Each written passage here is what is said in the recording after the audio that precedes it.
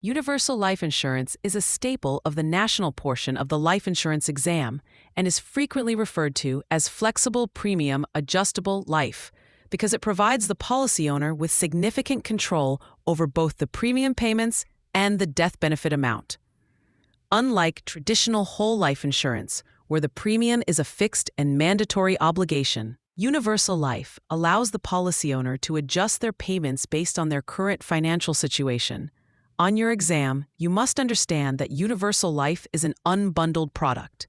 This means the insurer separately identifies the three primary elements of the policy, which are the mortality charge, the administrative expenses, and the interest credited to the cash value. This transparency is a hallmark of universal life and distinguishes it from whole life, where these costs are bundled into one set premium.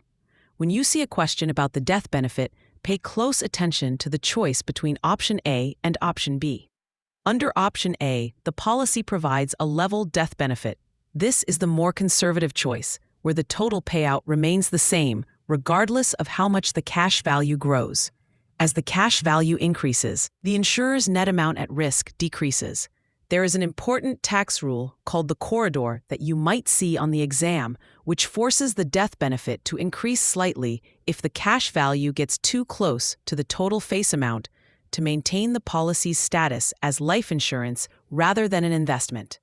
Option B offers an increasing death benefit.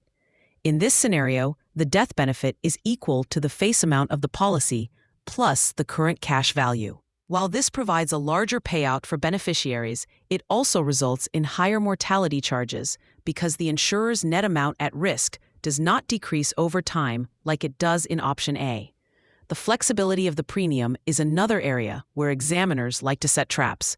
There is a target premium, which is the recommended amount to keep the policy in force and build cash value. But the policy owner can pay a minimum premium or even skip payments entirely if the cash value is sufficient to cover the monthly costs.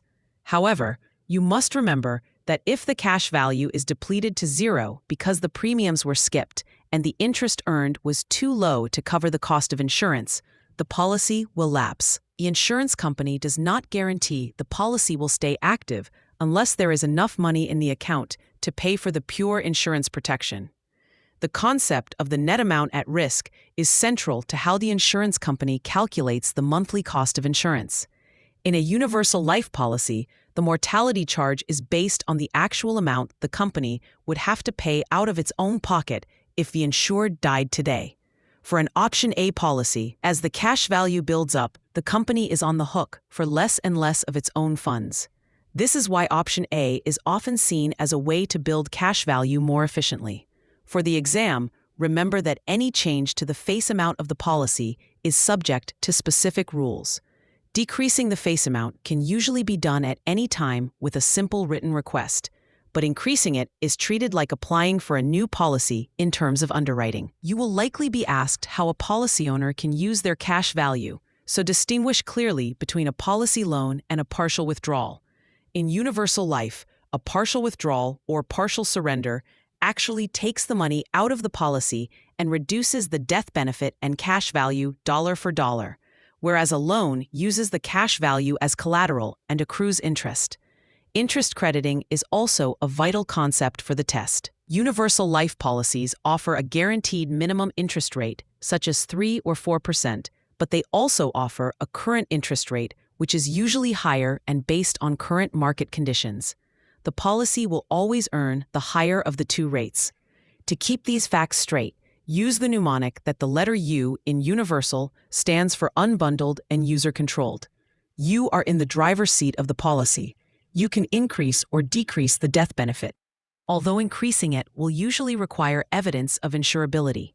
Understanding these differences in flexibility and transparency is the key to mastering any universal life question you encounter on test day.